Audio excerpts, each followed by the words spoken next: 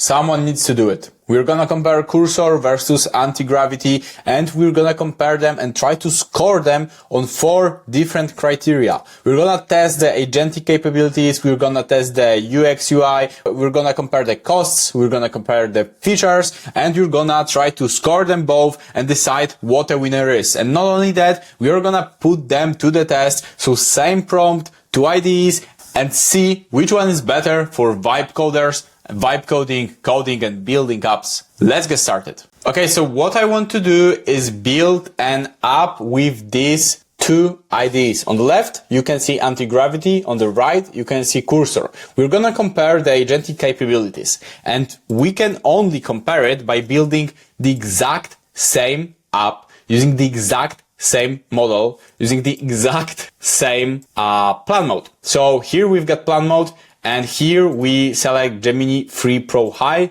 and here we also select Gemini 3 Pro, which is offered by Cursor. So it's the same model. It may be biased a little bit more towards Antigravity because Google Gemini is from Antigravity, and Gemini is from the same company, which is Google. So we'll see how it performs. Let's click send, and let's click send here, and let's observe what happens. We're gonna compare the results. What we're building a super simple financial tracker app. We specified that we want to add income and expenses, proper calculations, sources of income, sources of expense, and views per source with basic charts. And as you can see, both agents started to inspect the files, and we have no files yet. So Google started with creating and already created tasks to build. So it's initialize project, core logic, dashboard analytics, polish and review. And then we already have the plan ready here. Now let's go to the right to Cursor. So Cursor is asking us what technology we want to use. So let's go with Next.js. How should the data be stored? Okay, let's go with SQLite. And no authentication. Let's go super simple. So Cursor gives us here a little bit more control, and it asks clarifying questions, as it should. I think it's a good approach. But in Google, we also have an option to actually review it, and we can edit it. We can add some comments here, but I'm just gonna go with proceed and build the app. I want to see what the agentic capabilities are. I'm too lazy to go and review the entire plan now, which you should when you're building real app, but it's just for testing, okay? So I'm gonna go back in a second and see how the agents perform. Now we have a plan for Cursor, and it kinda overcomplicated this. I mean, it's really good for real app, the database and everything. I wanted to go for something simple. Let's see what Google decided for the database. The Google didn't even think about the database. Okay. So it's a big difference. Cursor is looking at it more like it was building a real app, and Gemini, Antigravity, is testing it more like a fun app, so to say. But let's go with build. Let's see what happens. Well, so important thing here, I'm not clicking anything, and literally Google Antigravity opened my browser right now and is literally clicking on the app that it built, and it's inputting the numbers right now. It's putting the numbers right now, and it's testing it. This is interesting. This is testing the app live as I was doing it. So this is definitely something interesting, honestly. And it's testing the app right now. Well, Cursor is definitely not ready yet, and it's not doing this fancy stuff. So far, Antigravity is way more agentic. Cursor gives you more control. Antigravity is super agentic, so to say, and just basically give it a task and you just can go away. With Cursor is more decision making on your end, which is good when you're building bigger apps, and when you're just trying to vibe code and have some fun, probably Antigravity can be good, but let's wait till the end. It's been a few minutes now, and Google is still testing the app, Meanwhile, Cursor is searching for something because it can't make something work. And I'm quite surprised what I'm watching right now. I'm really surprised because on a day-to-day basis, I am using Cursor. Agent needs my input. Okay, whatever, confirm. Really interesting. So if you look here, it verified and it said the application is performing calculations correctly. So it basically reviewed the work and it's rendering playback. So it's watching what it did to see if it's for sure working. It's imitating the entire development process. It's really interesting. And we've got the walkthrough. So it literally now explains all the changes it made. And it has the screenshots here. Can I close it? Okay. And it's how to run. Okay. So it seems this one is ready. Cursor is not ready, but this one is ready. Okay. Let's wait for the results. Let's wait for cursor. Okay guys, we've got both ready, and on the left you can see the anti-gravity, on the right you can see cursor. So to be honest, the UI isn't the best in both of them, because this is great for some reason. I can barely read it, but it's better than from the anti-gravity for sure. Let's see if it's working. Let's out 1000 to girlfriend, I wish.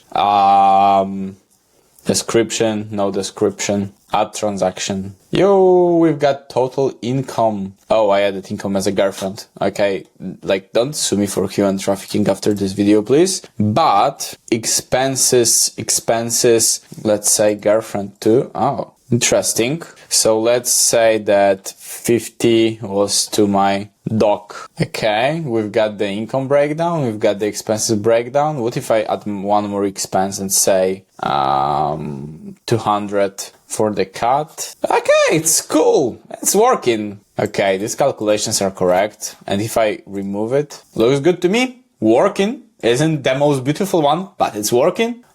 Here, what I can do here, I'm confused. Transactions. Okay, fancy. The amount, let's go with 100. Let's go with today. A description, doggy, category, dog. Oh, we've got predefined categories. Let's go rent. That looks cool, honestly. And if I add income, let's get $50 today from my SaaS salary. Okay, cool. This is working. Let's add one more just to see if I can remove it. I can. Okay, that's cool. Oh, we've got categories here, and we can add categories with the colors. That's great. One more prompt to improve the UI. It looks good. It looks way better, actually. Let me add one more here. Let's go from the app, add transactions. And we've got the dashboard here. We've got total balance, total income, total expenses. We've got our expenses, got transactions, can add categories. Well, let's get back and let's actually try to score them.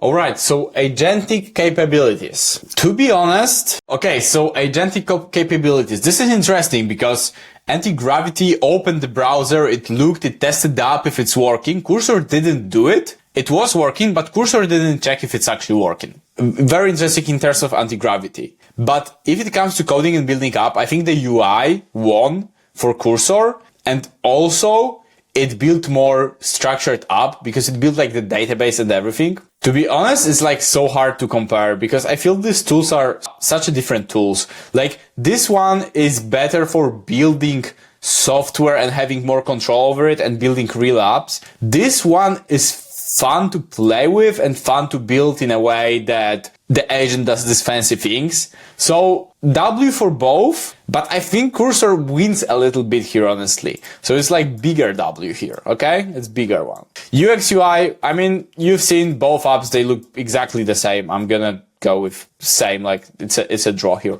The cost. So building this entire app in Cursor cost me around $1. So it cost me $1 to build the app that you just saw. So it was $1. And for Google, it was free. We didn't pay anything, at least for now. If you take a look here at the pricing, for Antigravity, we've got 0 per month. So it's free for now. It's just because it's like public preview, and for sure it's going to be paid in the future. But for now, it's free, and you can just get more usage for other Google plans. They have like their whole ecosystem. For Cursor, as you can see, they have a lot of plans here. But basically, they are not as generous as Google, and you can't do much with Hobby, honestly.